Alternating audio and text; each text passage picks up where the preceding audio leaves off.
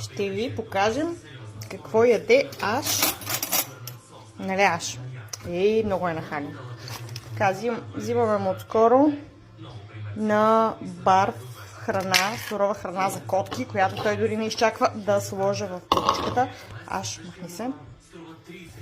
Чакай, така много трудно с телефон. Така, след като успях да се сборя с кутията, това е реално пилешка крема с някакви специално добавени неща за кота. Това е пътпъдъче яйце. Това е телешки костен бульон. Общо взето, идеята е дори да има някакви шурупки. Слагаме малко телешки бульон, стига аж да ми позволи да сложа, преди да го изяде. Чакай! Майко! Разбърках